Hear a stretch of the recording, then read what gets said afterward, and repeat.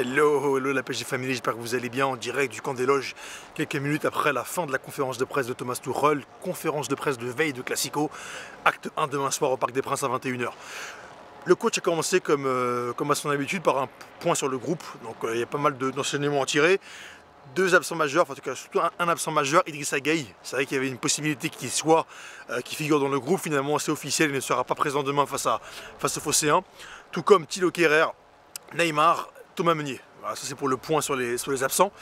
Par rapport au retour, un retour de longue date pour un absent de très longue date qui effectue son retour demain dans le groupe, Draxler. Voilà, Julian Draxler qui avait été absent depuis plusieurs semaines. Il avait loupé beaucoup de matchs finalement, donc il réintègre le groupe demain. Le coach l'a jugé apte.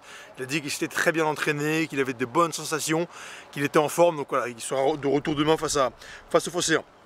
Alors ça c'est pour le groupe.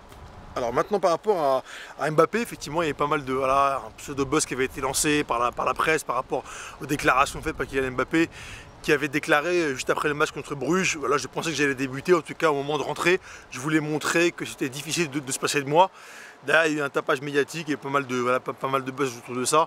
Le coach a voulu désamorcer en disant qu'effectivement il n'avait pas parlé avec Kylian Mbappé. Et il a surtout voulu parler de sa participation ou non demain, afin de savoir s'il allait être titulaire ou pas.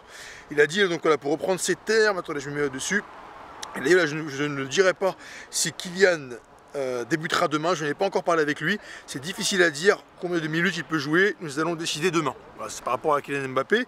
Par rapport maintenant à retour de Neymar, c'est vrai que la presse brésilienne avait lancé une information selon laquelle le Brésilien pourrait faire son retour le 10 novembre prochain au entraînement donc ici au camp des loges. Le coach en tout cas s'est amusé par rapport à cette information là, il a dit ah bon. Il a dit donc ah bon, maintenant il se prépare pour la sélection. Avec des rires, c'est une discussion entre le club et la sélection, il est mieux en tout cas, voilà, sans en dire plus. En tout cas Neymar se sent bien, se sent mieux d'après les dires du coach. Par rapport maintenant donc, alors, à la relation intéressante, à la concurrence entre Mauro Icardi d'un côté et Cavani de l'autre, c'est qu'on en parle beaucoup en ce moment. Il n'y a pas de hiérarchie, je ne vois pas les choses comme ça. Ça peut changer tous les 3 jours. Ils sont similaires, ils travaillent beaucoup, notamment dans leur rôle de premier défenseur. On doit essayer de les mettre ensemble, c'est intéressant.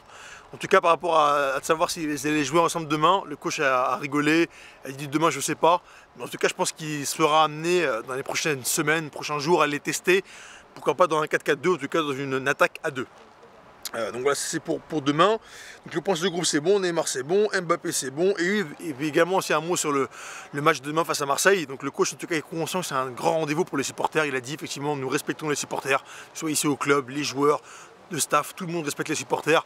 Tout le monde a conscience que c'est un gros rendez-vous demain, que c'est un match très important. Et effectivement tous les ingrédients seront mis pour que les joueurs se donnent à 100%. Voilà, c'est pour reprendre en tout cas les dires du coach en substance.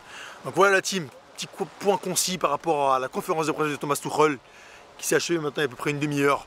La team, rendez-vous demain pour le match, l'avant-match, débrief à la mi-temps, débrief après le match, les réactions d'après-match, la conf de presse d'après-match. Je vous mettrai tout en live la team. Passez une très bonne journée, très bonne soirée la team et à demain.